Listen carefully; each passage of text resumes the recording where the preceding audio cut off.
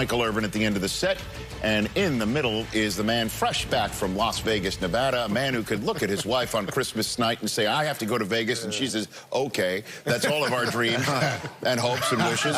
Kurt Warner is back here after a phenomenal game that was powered by KWS. Kurt Warner's suit. Oh, my word. That was good. That was good. Okay. This is why you were trending last night, Kurt. What? You didn't have to say that. I mean, you could have just said I was trending, and we would have been good right there. Prom night. Annie Apple wanted that was why. Eli's mom is in on that prom night, patiently waiting for his rose. Eli's mom during the rose ceremony. All right, that's just 4 of the thousands that had you trending. Irv, I just want to say thanks for the jacket. I appreciate it, Irv. I thought you looked great last night. Don't let them fool you. I figured you did. I mean, appreciate it. I thought you and great. I, we kind of see things the same way. Yeah, you look great. That's scary. What a finish. That is Christmas. scary. That is even scary to say.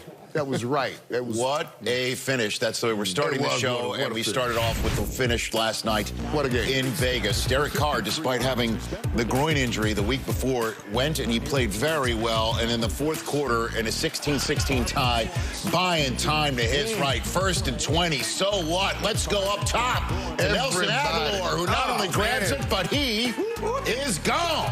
Everybody in Philly saying, what? That's a nice piece of running. 85 yards to put the Raiders up. Just 6, though, because the extra point, no good. Tua is benched for Ryan Fitzpatrick, and here's your Fitz Magic Part 1. Just flip it out to Myles Gaskin. Myles Magic right here. Oh, boy. To the boundary, and he's gone. Incredible. He's gone with less than 3 minutes to go. The Dolphins take a 1-point lead. Magic. But here comes Derek Carr back on the field. Derek Carr with 2.5 to go from his own 29. Why not put it up, see what happens, and what happens is laundry on the field. Is this a pass interference? I don't like that call, to be quite honest with you. We've seen worse than that not get called. So spot foul, and then do you have a problem? Well, I mean, sliding there gets you to 1 minute to go, but then you take the knee to take it down to 20 seconds, and I guess that might be 20/20 hindsight because Gruden perhaps did not see this. The magic of Fitz. I'm not sure Fitz saw that one. Well, nobody saw that from the pocket, right? Fitz didn't see it. Yeah, that was a face mask. No-look pass has been redefined. Gruden cannot believe it. That sets up the game winner. Say it ain't so. 44 yards. Jason Sanders with the Dolphins pulling off a remarkable Vegas Saturday night comeback. I mean, the last comeback we saw was in Vegas like that. Might be, you know, in the movies. So you've got the AFC playoff picture. The Dolphins still the 7th seed. Had they lost that, the Ravens would be the 7th seed. And in the Catbird 7-seed position of winning out and making the playoffs. The Dolphins' loss means the Browns and Colts need some more help today to have a win and in scenario for Week 16. Had the Dolphins lost, the Browns and Colts could have come in today saying all they need to win is at the Jets and at the Steelers, and they are in the playoffs, but not so. Not so fast. Right now, Kurt, you were there in disbelief like the rest of our country.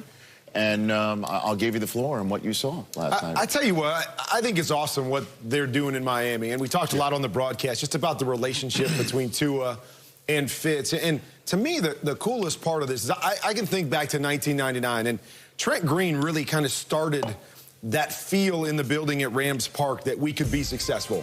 And I feel like Fitz really started this thing in Miami. And then you get benched and everybody kind of forgets about you as the young guy comes in and you make this run for the playoffs. So I love that Brian Flores is not afraid to make a change when he feels like the young guy is not quite there yet. I love that Fitz gets a chance to say, put a little stamp on this thing, that he's a huge part of what they're doing, whether it was the start of the run or whether it's how he's helping Tua or what he brings to that locker room. So I thought it was so cool that he got his chance to maybe put a stamp on their playoff berth by bringing their team back in that, you know, most unlikely of situations. And I just like the dynamic that's going on there. And I like the way that Brian Flores uses them, Coach. I mean, nobody does that. Right? Nobody pulls out the young guy and puts in the old guy in relief and then goes back to the young guy over and over.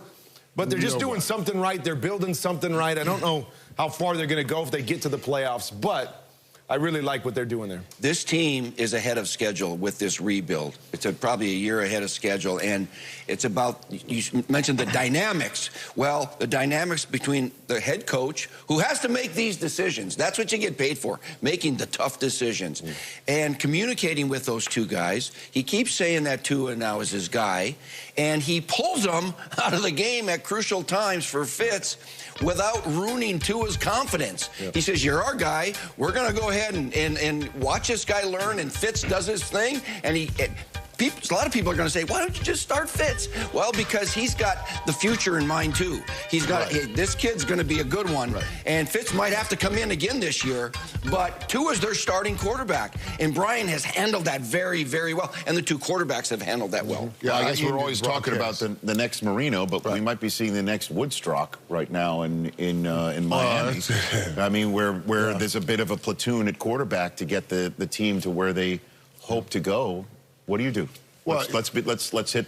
I know you talked quite a bit about this on the post-game show last night. And you said you didn't want to talk about it, but it's too late now. They gave them all kind of love, but I'm talking about giving love to those two guys you talked about, Ryan Fitzpatrick and stuff. But you know, and I love having fun with them and everything and messing with them. But man, just earn my respect. And I told him that on the broadcast last night. Big ups for what he's done. What do you do? He's carved out his career. Yeah. What do you mean? What do you do? What do you do? He's never been in the playoffs. You know he's dying for it. You saw what he's done now in both visits to AFC West. He almost pulled it off in Denver. He pulled it off last night. Do you start him against Buffalo when you have to win? No, they do what they've been doing, Rich. They do just what they've been doing. And that's why, for me, I also said, I think Coach Flores right now just moved in the front as the front runner for Coach of the Year with these moves that he's making. This is serious business. He's not just making the right decisions. He's developing players, too. That defense was the last in scoring defense last year, and it came all the way to first in scoring defense.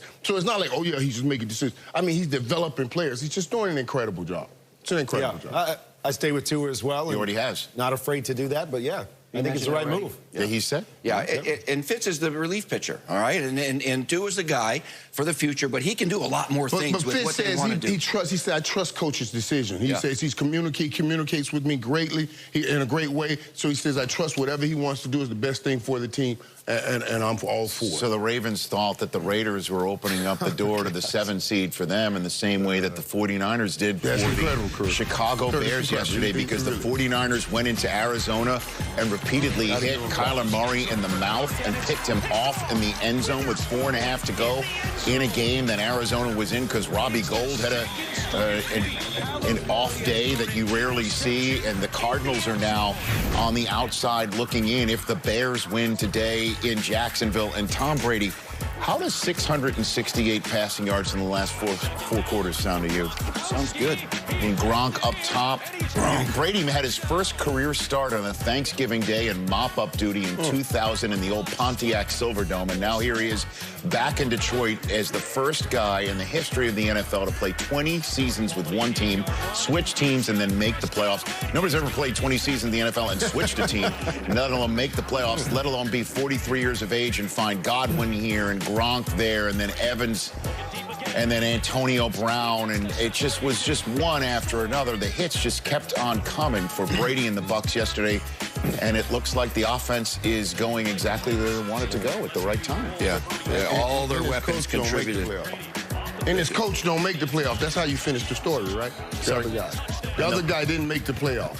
That's true. That's how you finish the story. Oh, I'm sorry. I didn't know. I mean, I don't see the Patriots on the screen, but should I but just to mention finish the story. Oh, just to bring yesterday and the team with today so we can prepare for tomorrow. And the team that he left is already eliminated from the playoffs. Bam, Rich. Okay.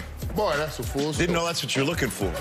47-7 is the final, and TB12 is indeed all smiles. Didn't even play the second half of the game. So the Buccaneers are currently sitting in that 5 seed, visiting the NFC East champion playoff spot. The Saints on Christmas Day eliminated the Vikings and clinched the NFC South for them.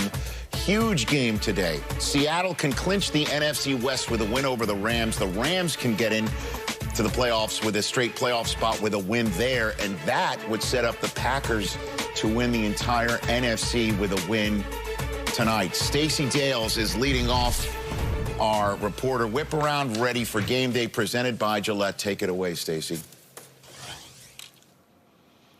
Rich, Aaron Rodgers will be happy because the weather is coming in Green Bay tonight. Temperatures expected in the 20s, but the real feel dipping to about 12 degrees. Wind gusts up to 18, 20 miles per hour, and a near 70% chance of snow. Head coach Mike Vrabel with the Titans said equipment will be critical on this grass field. His guys have to adjust to anything tonight. Right now, we are going to adjust and get you to Pittsburgh. Aditi Kankobwala. Aditi?